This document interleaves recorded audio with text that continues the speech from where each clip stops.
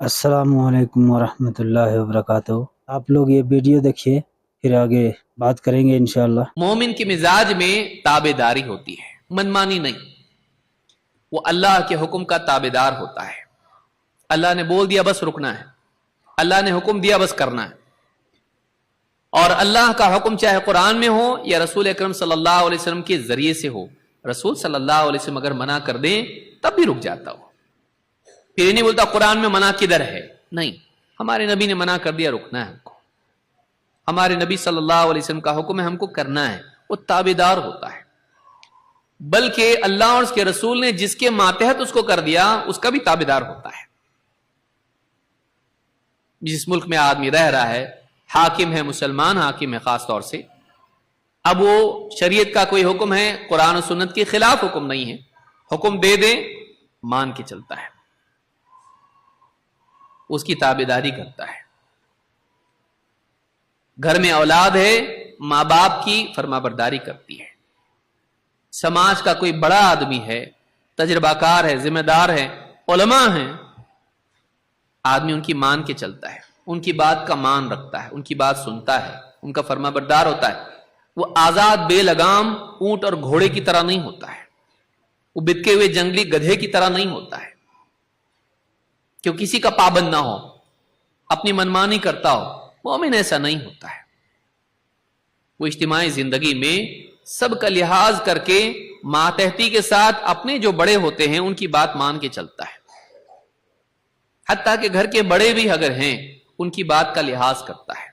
अगर वो फैसला दे दें, अगर वो कुरान और सुन्नत के खिलाफ ना हो, वो फैसला दे दें घर की जिम्मेदारियों के एतबार से, तो उसको मान के चलता है। ठीक है करूंगा मैं, ठीक है करूंगी मैं।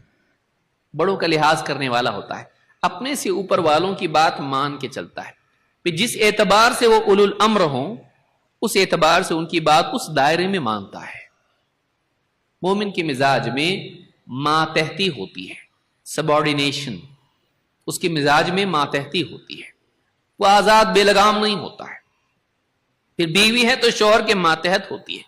और रिजालु कव्वामून अला निसा, मर्द औरतों पर कव्वाम है,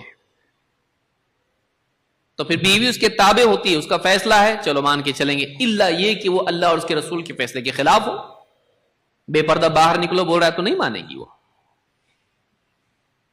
लेकिन जब वो हुक्म देगा उसको पूरा करती है। तो इस एतबार से समाज का ढांचा बनता है और जिंदगी सही बनती है। अब बताइए, अगर आप गाड़ी चला रहे हैं और चौक में पहुंच गए और ट्रैफिक पुलिस बोला आपको रुको, और इनको बोल रहा जाओ, बोले उससे अच्छी गाड़ी तो मेरी है और मैं इसकी क्यों, मेरी खरीदी हुई गाड़ी है भाई, रास्ता हाँ अल्लाह की दुनिया है, इनकी मान के चलेंगे क्या?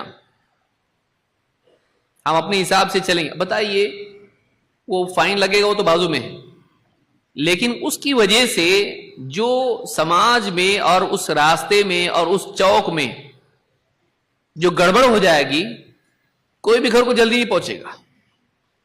जल्दी पहुंचने के चक्कर में हम लोग लेट हो जाते हैं जब डिसिप्लिन नहीं होता है।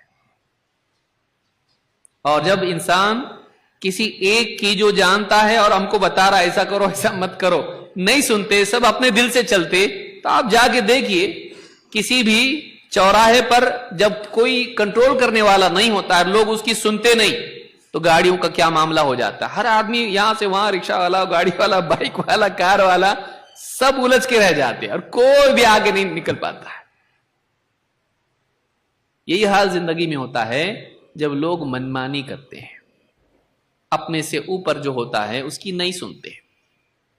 समझदार रहनुमा समाज में जिस मर्तबे का भी हो, चाहे वो घर में शौहर की शक्ल में हो, माँ बाप की शक्ल में हो, सियासी लीडर की शक्ल में हो, हुक्मरान की शक्ल में हो या उलमा की शक्ल में हो, किसी भी एतबार से इंसान को अपने से ज्यादा जानकार, अपने से ज्यादा इख्तियार रखने वाले की मातहती आना चाहिए।